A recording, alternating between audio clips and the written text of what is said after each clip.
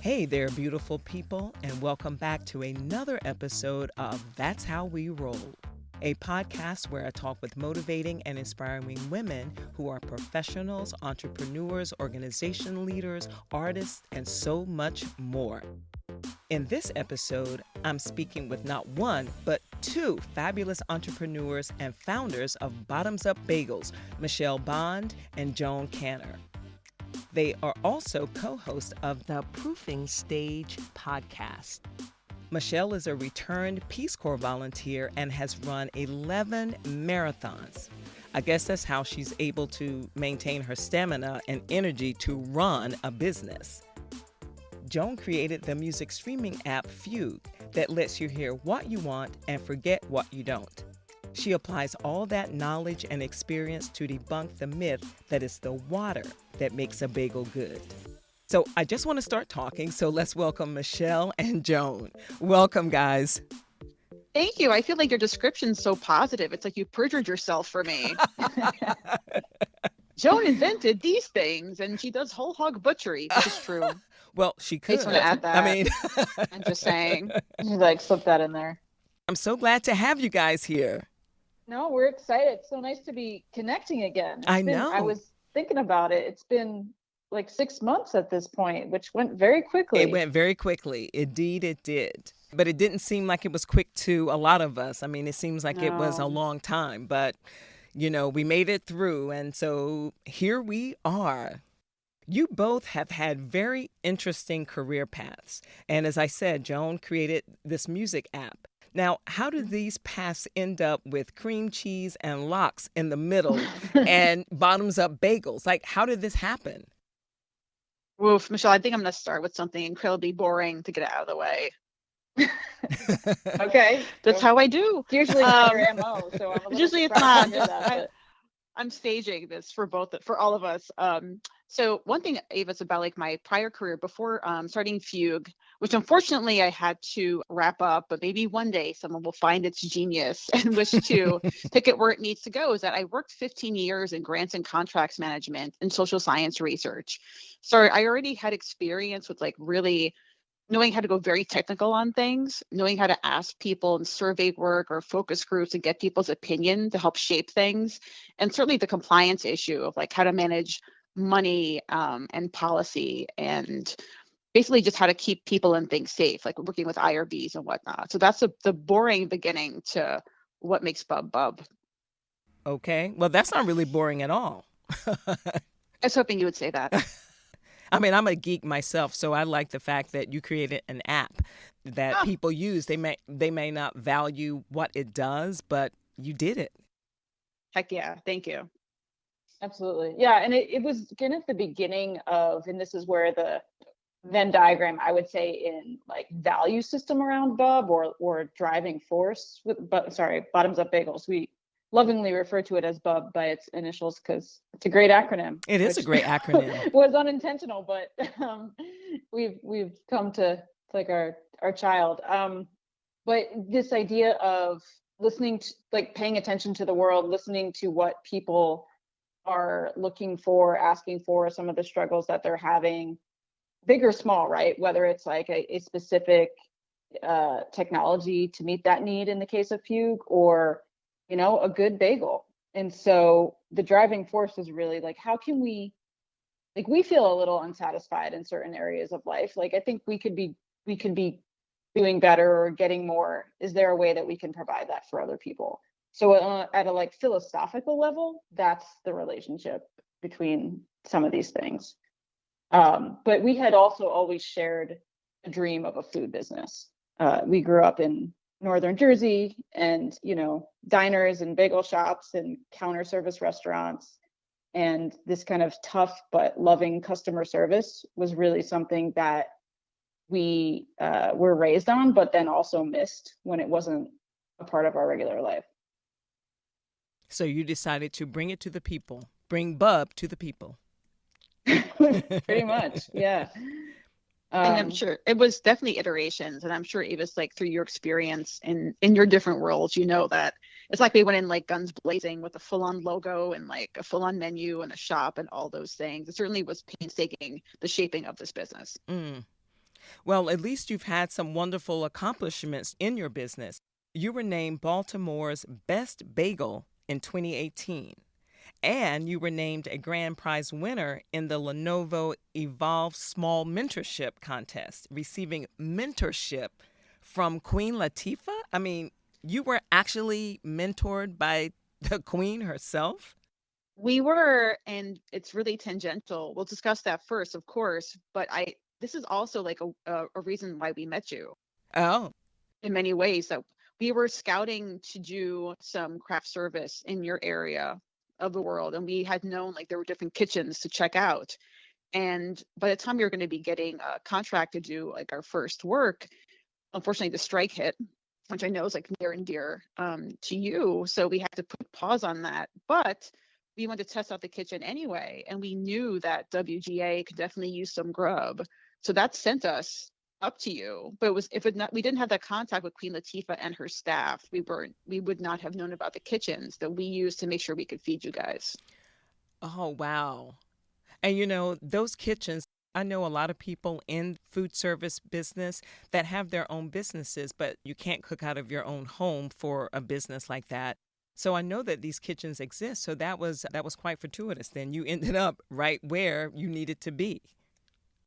Yeah, absolutely. We had scouted kitchens up that way earlier in the summer, and with the strike continuing on and everything, Joan especially was very much like, we gotta figure out a way to feed these folks. And so it was a good opportunity for us to test something, at the scale that we needed to, while then also feeding folks up there during what ended up being some of the last days of the strike, which was great. I mean, that it didn't continue on and on, but yeah, no, it was wonderful. So we felt like we had a chance to really test it out using, the methods that we would need to for such a scale like that. And it was great. Well, I'm going to come back to that later on, but I want to go sure. back to these accomplishments and accolades that you received. So what was it like? Like, how did you feel being named Best Bagel in Baltimore and the mentorship program? We want to talk a little about that? Joan, I can speak to the Best of Baltimore. Oh yeah, that's for sure. That's go for it. Right. So Best of Baltimore is every local area has this magazines or local news outlets that do these things. But this was something that was on our radar for a while for a couple of reasons, and mainly as consumers, which is where kind of the starting of Bottoms Up Bagels came out of first and foremost. We were foodies, and we were looking for more quality options that were less expensive. And a bagel, like I said, was ubiquitous growing up in New Jersey, but we really hadn't found that kind of taste of home in the same way. And so even as consumers, we always look to the Best of Baltimore, either in Baltimore Magazine or back in the day, the City Paper, RIP. We had a great best of issue. And that was, when I first moved to Baltimore almost 20 years ago, that was like my Bible. I would go to it and be like, what am I in the mood for? Oh, wings? Okay.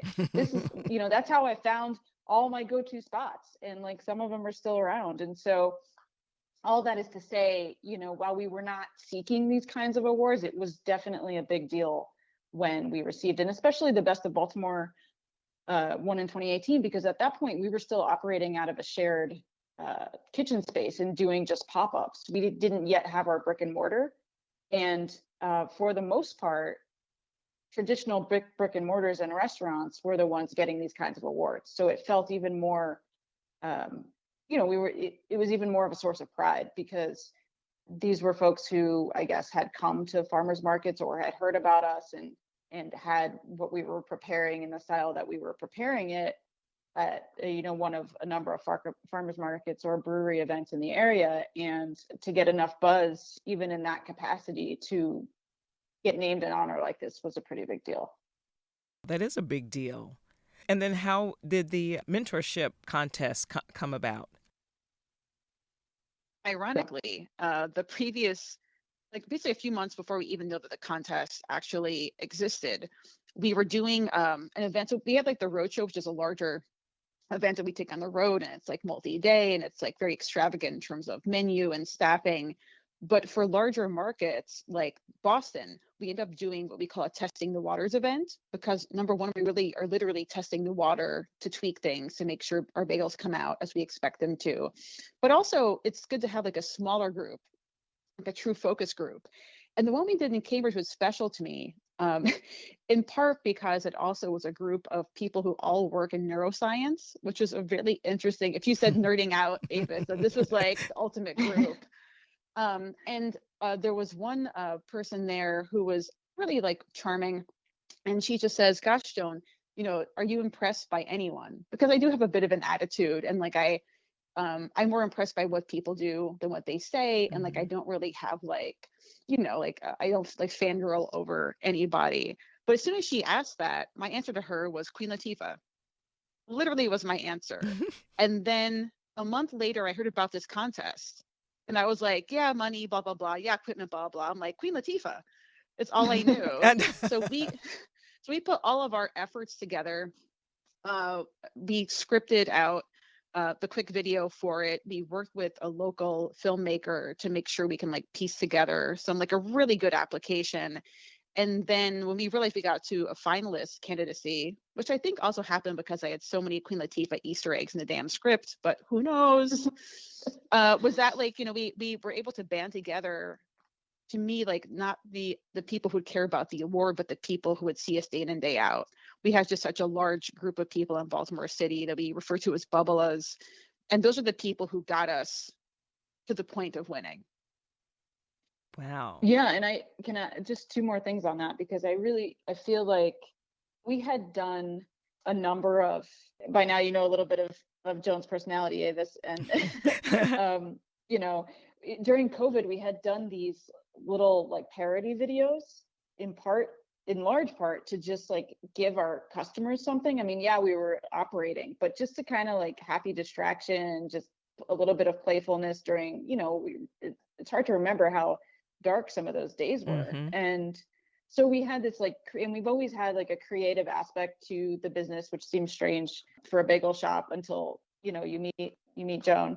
But we had all these kind of bits and pieces of things that we worked really hard to write a script that kind of tied them all together in like a minute or something, to just, again, like show, not tell, kind of who we were and what we were about. So that was really exciting because I felt like our submission also represented us really well as to where we were at that point in time. And I remember saying to Joan, like, well, no matter what happens, I feel so good about what we put together that even that is just winning in my mind. And then, as Joan said, when we notified we were a finalist, then it was just a matter of, and I say just in quotes, then you have to rally the votes. It was a public contest, so we had to get the word out. And again, this is when we were in a transition still between our shops, so we weren't even like seeing people every day. So we really had to obviously use social media, get some earned media, and also send notes in like holiday cards and things like that, and to really try to galvanize both people in Baltimore, but also people where we had done the Bub Roadshow in those communities to vote for us. And it was so amazing to hear. Even we bump into people in town and they're like, oh my God, I voted for you every day. And wow. I have to say, like, that's I mean, it was hard for me to vote every day. You know what I mean? It was like, and it was really hard to be a pain in the neck about it. It was really hard to ask people every day to do this for us. Like, that was a big thing to overcome too. And, I just remember thinking like, God, if you're close to winning and the reason you don't win is because you didn't ask for it, then shame on you, Well, how many companies were you up against? Or did you know? In the finals, I think it was 7 total finalists, I believe, and there were 3 grand prize winners. So the odds were pretty good. But how many overall? Because before you got to be number 7, how many people did you beat out for the top 7 spots? So we were not told that. I don't know. Oh. Yeah. And I love data. So when I also wanted to know, which they would not tell me, but I gotta ask because I'm me. So Avis, I was like, okay, so when we won, I was like, okay, so how many did we reach? The most people across different states? Basically, like, we're the most states voting for us. no, because we've had like such traction in different parts of the US. We're just like, we can't tell you. I'm like, great. Have a good one. Don't stroke my So ego. yeah, we It's didn't know fine. that, and we don't know how many entrants. Wow. So it was kind of like a secret. Did you come across like anybody else that was doing the same thing that you were doing? It's so broad that maybe there were businesses that you wouldn't even encounter or other, other companies that you wouldn't even come in contact with. So it was like a blind contest, basically. Yeah, we didn't know until the final, because then, when the finalists were named, that was public because obviously the voting had to start. So we knew then, but yeah, I don't know up until that point. And even then, I think we were the only food business finalist. Joan, do you recall? I think there may have been one other food business, but we were in the final three with two different fitness businesses. And I would just leave the irony to you. Well, there is irony in that. However, your bagels are very good. I'm not a big bread eater, but those bagels were good. I enjoyed my bagels from Bottoms Up Bagels. So with all the things that you just explained and you went through this contest, how important is it for you both to mentor other female entrepreneurs on their journey? I need to say this before you begin to speak, Michelle, is that, and I need to say this to you directly, if I'm looking at you, even though this is audio only, you research your guests like the staff of Hot Ones. Like that is how focused and good you are. You're probably going to be calling up somebody who went to like grammar school with me. I mean, that's like how deep you go into your role. That is how you roll. So thank you for that. I will now yield the floor. No, it's a great question and extremely important. And that's really one of the main reasons we started Proofing Stage, which is only, still getting going. We're only in the first few episodes, midway through the first season, but it was because, we were both from other careers before starting Bottoms Up Bagels. And so we had a really steep learning curve. I mean, I had bartended and been a server and done a little bit of prep, back of the house prep stuff, but that's a big leap becoming a food business entrepreneur. And so there were a lot of, lessons learned and hard knocked and hard won victories and things that we just felt like, our story is still unfolding. And I feel like a lot of times you hear after the person has slayed the dragon, you hear like all of the ups and downs, but somebody is saying that from kind of the top of the mountain versus in the middle of the process. So we just felt like it was really important to not only share our story, but share our learnings, like share the things that we wish we did differently, share the obstacles that we didn't realize, like we didn't, we were very naive in some ways. We started out with a ton of passion and a lot of drive and creativity and not being afraid of working. Like we had always done that in other careers. So we're like, well, why not do that for ourselves? And we built a community and we built a brand in it, but that doesn't mean that it couldn't have been a little bit easier if we knew some things in advance. Right. So, and especially women, for me, that was the big eye opener is like, I've done community development work mainly. And so I hadn't encountered a lot of the personalities in food or the, such misogyny that exists in these places and in the processes of things. And so that too was just something different to contend with. And you've kind of said this, it's important for you to create a community. That's why you said it, bubblers, you refer to your fans of Bottom Up Bagels. So how do you think this philosophy of giving back and putting community first, how has it helped you in your business? Joan, I want to definitely leave room for you. One thing I'll say very simply is that, I think it's because this stems from a part of us that believes that life is more than transactions. And so at a very pure level, a business is transactional, right? Like I have a thing, you want the thing, you give me money, I give you the thing, right? And especially with something as kind of low brow, right? Low basic as a bagel shop, we grew up in these environments where everybody was the same. The person in the three-piece suit and the person in the construction hat are eating the same thing at the same counter. And So that really kind of has driven us to be the best part of somebody's day and not make them feel like a transaction. And you do that person by person, but in the process, you are building a community. I think that that might be a secret to your success so far and the accolades and accomplishments that you have. Because even though your business, you started like in 2018, it's still a new business, kind of like a baby. I don't know how long it takes businesses to actually grow and be the big success or a moderate success that you want to be. But I think that you are following your heart, and that makes a big difference, and people can tell that about a business owner. What are some of the core values that are important to you that has led to your success? We did talk about community, but is there anything else? For me, part of it goes back to my roots in social science research to some degree, in that you need to know what your business is and where you're going generally, but you need to be open to not just asking questions and receiving feedback, but really doing something with it. For a time, I worked for a research group that had two major problems. One is we would get some great data, and then sometimes we would not work towards impacting policy based on that. So why are you bothering asking the question if you're going to do nothing with it? And two, there was a sweet, sweet irony of one of the things that we studied was bullying, and there was bullying on site. And, at a certain point, you can't take that hypocrisy. But to me, it was very important to be able to know what Bombs of Bagels was in terms of like being our brainchild and being working on, but being open to having to open to like new menu items, different hours, different offerings, because ultimately, if there was something that we could just check it against your values, right? Make sure it still makes sense. You're not going to be doing like a vanilla fudge bagel, like if something because one person wants it, but see if it fits in with the general vibe and energy you have going out there, and like just do something with it, because the customers are going to drive you.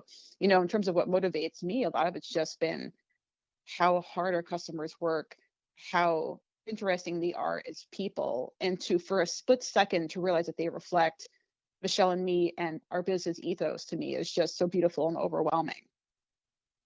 It's funny that you say that, because I'm just letting the listeners know. I met Michelle and Joan last summer, as we spoke about, in the literal and figurative heat of the Writers Guild strike and the SAG-AFTRA strike. So there were so many businesses like Bottoms Up Bagels and others that supported the picketers. They were there on the picket lines here in New York and in Los Angeles. Business owners sent food. They sent food trucks, beverages, ice cream, donuts, energy drinks, all kinds of things to nourish and show their support and solidarity with picketers. I remember one day in New York, a truck came by, and I think they had popsicles or something. And they came by and they showed their support. They were just laying on the horns, blowing the horns, and then they threw a bunch of popsicles out into the crowd. But Joan and Michelle showed up with Bottoms Up Bagels, and they even altered their tagline. So I want you guys to make sure you look up Bottoms Up Bagels, but their tagline is, "Here's to every day." And just for the picket, they changed it, "Here's to solidarity." And we truly appreciated their solidarity and their bagels. So how important, it was really, people talked about that like every time we were in the line. But how important was it to you to be there and to show up and be an ally and support the unions during the strike? When I was a kid, I had to really encapsulate this for you, Avis, and for your listeners. I had a really, really rough childhood. To say that like my grandparents, it depends. Like I feel like whenever I talk about my family, I feel like it's totally a conversation ender. They were an interfaith couple that met during the Holocaust, and then they escaped Poland, right? So there's so many different things going on for them. And while I can say like, oh, like I learned about Jewish food and like a Jewish center and all these things, there were still some realities that they brought back that helped them survive, but then also didn't make them the best people to be around sometimes. So I really took to PBS as a kid, different TV shows for escape. I also like really took to Encyclopedia Britannica, and I took to like my own writing. Like I spent way too much time, like creating in those ways and trying to find other worlds. So when I think about what you guys do for people, you don't even realize it goes beyond ratings, like how you impact folks. Like there's a chef in Baltimore that we have worked with, and he spent a lot of time in prison, but he would watch Galloping Gourmet. He'd watch all the different shows, and he was in prison. And he just said, when I get out of here, I'm going to be a chef. And he became a chef. Wow. And yeah, exactly. So the inspiration that you guys gave to me, it was a no-brainer. We had to like test a kitchen anyway, in the area. And I just thought, I'm not going to make it for like random people who may not appreciate it. It was just like a very simple way for us to give back to you guys. And it was appreciated so much. And I do say, please, we have to support women businesses, women-owned businesses, small businesses. It's very important that we support everybody that came out on the strike lines and brought food and beverage to us, because it was hot some of those days. Joan, your personal connection to television and especially scripted shows and things like that really was a no-brainer. And I think all of our interactions, the Bob Road Show here in Baltimore with you all, it's like we want people to feel seen. We want to engage with people. Even I remember when we dropped the bagels off, and like I think people at first they were just waiting for us to not like kicking us out, but kind of surprised that we wanted to hang out. Yes. Kind of surprised that we wanted to actually like talk to people and be like, oh, here's what we have today. We have 4 types of bagels and schmears, and because it's not a world that we're in every day, but we love. That's the best part of making food, is it's such a basic thing that everybody needs, but it's a way to engage with people at different levels. And so that goes back to the whole transactional piece. It's like, no, we want you to stay a while, and we're grateful when we have time in a situation such as that with you all in New York, where we didn't have orders coming in. We could like hang out and talk to people and actually support in other ways as well. Like I said, we do appreciate it. Now let's move to the Proofing Stage podcast.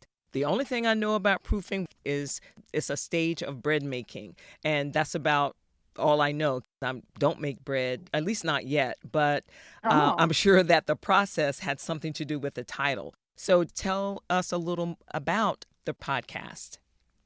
Sure. Michelle. Oh, me? Okay. Yeah, you don't have to, but I mean, there you are.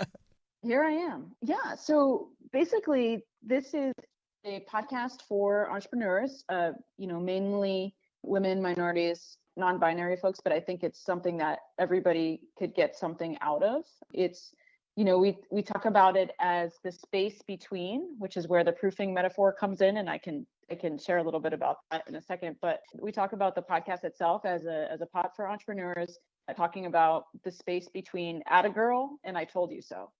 And it is basically, our journey in a way to capture what we've done so far, both for ourselves and other people, but then, some lessons learned, some obstacles, some wins, some moments of celebration, some moments of distress, just to kind of a little bit behind the scenes. I feel like if you were a customer of ours and you followed our journey over the years, this would be kind of like the behind the scenes that was running in the background the whole time. The nuts and bolts, pretty much. Yeah, exactly. And I will also say in the metacognition, which is for what it's worth. But and you're absolutely right about the proofing stage. It's in our process the stage where you're waiting for the dough that you've just mixed from like flour, water, sugar, yeast, etc., to be ready to begin to become something else. So it's this period of, I always steal from Michelle Obama's book when I use this term, but it requires equal parts diligence and patience. And she was referring to that in terms of her evolution. But I think it's really apt for this process too, of just, you're waiting, you're watching the clock. You don't want to be too soon. You don't want to be too late. It really kind of like the 3 bears, right? It needs to be just right.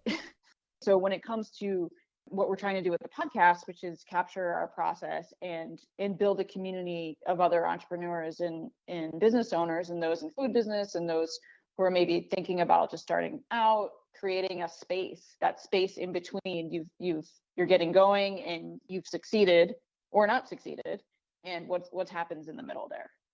That's another podcast for entrepreneurs. You guys should tune in to find out what's going on, and so you won't make the same mistakes. And speaking of mistakes, what do you think are some of the biggest or the biggest failure that you ran into, and what did you learn from it? Avis, in advance of us speaking, of course, Michelle and I dug into some of your earlier pod episodes. There are certain recurring things that come up, and I just really appreciate the fact that you make sure to touch on them. And I think the mistakes one is important. You really made me think, because I didn't want to go totally personal. I was like, okay, what business wise, what have I specifically done? And there was a time period when we had the active BubHub beta, the shop in Baltimore, where we had some staff who were, it was really tough because it was COVID, and I know we were all struggling, but their comportment was such internally, specifically to me and Michelle, and it was so negative, and it was so disruptive. It did not give grace. And I really should have either gotten the HR help to see if we could work with them in any way, or just simply fired them. But I was just so hesitant because I was so sensitive to where people would be. But that would just, I think, clear the way for us. So because you didn't tackle it head on, is that what you're saying? So that I guess it just made a hole, something that you look back on and said, I wish I'd done that differently? Yeah, exactly. So basically, I felt like by letting those people carry on, it's almost not, I don't want to use the analogy of having a bad apple swing the bunch. It was just a few people, just a bolus of folks. But when you're a team of 10 or 12, that's all you need, Yeah, all you need is one. That's not a lot of people. It's not like they're going to get lost in a crowd of 30 or 50. Mm-hmm. That's what I would have done. I think one thing too that I don't know if I would call it a failure, but it's definitely something I wish I had known sooner or done differently, which is that early on we got advice. We sought it out. We tried to different programs or different webinars or different mentors, and in retrospect, most of them were men, which I don't say as a criticism, but I think I didn't realize how helpful it would have been to speak with people who had really been there and done it, whose path may have been similar to mine or to ours. Mm-hmm. And one of those things was also just getting caught up in the whole hustle culture of starting a business, which I know there are tons and tons of things out there about toxic hustle culture or thriving hustle culture. But I remember specifically getting the advice when I had some questions about what kind of entity we should be, LLC, S Corp, all that kind of thing.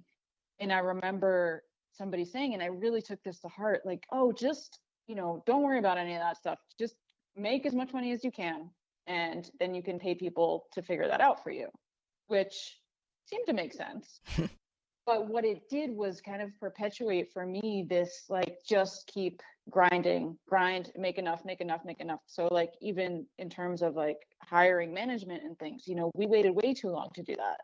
We should have done that earlier, but we kept taking more and more and more on our own plate in an effort to really try to save our resources, to have this magic moment one day when we would be able to afford this kind of help or that kind of help. And anybody knows that's not how it works. It's Mm-hmm. an organic rolling process. So I guess I just wish I appreciated that it was a long game earlier in the process, rather than being so scarcity minded from the beginning all the way through. Because that leads to burnout, that leads to not maybe making the best management decisions when you need to about staffing, that leads to maybe not seeking other voices because you think, oh, I should just be able to know this, I should just be able to do more, Well, that's a value that you have that you can bring to other entrepreneurs in general, whether they're men or women, but especially for women that are being told just various things. But I guess it's different coming from a women-run business. So that's the kind of value that you would bring to the table as a mentor or role model for another business owner. I was going to ask you both to give me some words of wisdom, but you just dropped it before I asked. But I am going to ask you because that was Sorry. That's because you're always thinking, you bring so much to your food and to your business. But I will, because you might have some other pearls of wisdom to leave. And I'll start with you, Joan. Oh, sure. A couple of things come to mind right off the bat. One is a bit of a chestnut, but I think people need to crack it open more often, which is when people show you who they are, believe them. And I feel like that would have impacted us differently if we were able to respond to more of the red flags that we got from our landlords in Baltimore City. I think all that generally, though, does point to how important property ownership is for any women-owned business. It gives you a stable line item, of course, in your budget, but also gives you wealth. And then the other thing I would say is that realize that when other people try to rush your decision making, and they have all this urgency about something, it typically is meant to mess with your decision making skills. So don't ever feel like you need, because again, like we make bagels, other people may make cupcakes, they could have a CPG product, they can like have some fashion, but generally, unless you're operating on somebody's brain, you can wait a day.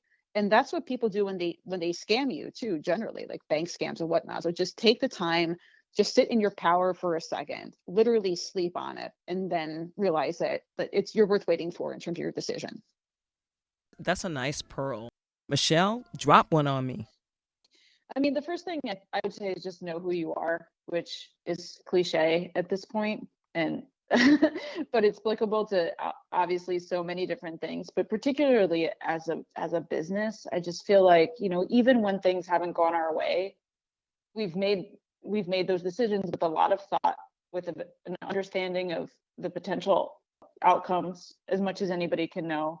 And then you can kind of stand by it. You can say, all right, well, I'm doing this because this is my commitment to ourselves. This is my commitment to our team. This is my commitment to our customers. And then beyond that, I'm not in control. So really knowing who you are as a business, building a true brand versus just being concerned about a good looking logo or something, you know what I mean? Like the substance behind that stuff, and finding your people. This is something that I think goes hand in hand with knowing who you are, because you will attract the people that you're going to be a fit for. Like for not everybody likes our style of bagel. It's very chewy, it's very dense, it's very based in, what we grew up with, but some people don't like that. Mm-hmm. Some people want a lighter, fluffier, some people want you to automatically toast it, But, and also then in terms of support, in terms of other female founders, in terms of other business owners and community members that can help you through that journey too. I think being an entrepreneur, being anybody, a creative, a maker, anybody who puts themselves out there in any kind of way, like it can get really lonely. And having your people or your person or your bench to just help you remember who you are, I think is really important, because it's so easy to get lost when you are just trying to do right by so many different users and so many different people in your life and in different capacities in your business, that it's hard to remember the core of not only like who you are, but what you're capable of, and so seeking that support is really important too. Yeah, trying to find your way, it can be difficult. Well, I want to thank you, Joan and Michelle, for being here today. You can find out more about Joan and Michelle and Bottoms Up Bagels at bottomsupbagels.com. Check out their social media and give them some love and enjoy their bagels. And listen to the Proofing Stage podcast wherever you get your podcast. And make sure you like, subscribe, and share this podcast. That's how we roll. I'd love it if you leave a review on Apple, Spotify, or wherever you listen to your podcast. And make sure you follow me and please listen. And if you had an aha moment while listening to the podcast, send me a DM on Instagram, or you could send Michelle and Joan a DM as well, because we want to know what sparked your interest. So again, I just want to thank my guests, Michelle Bond and Joan Kanner from Bottoms Up Bagels. It's been a complete pleasure and treasure having you join me. I appreciate it so much. This is such a great time. Thank you so much. I'm so glad we kept in touch. Yeah, thank you. Me too. Yeah, oh my God. Thank you so much. This was a delight. Thank you guys for tuning in, and I'll see you all soon. Thank you so much for taking the time to listen, checking out the podcast. Thank you for inviting me into your space. And until next time, I hope you will continue to thrive, grow, and be kind to yourselves and be kind to others.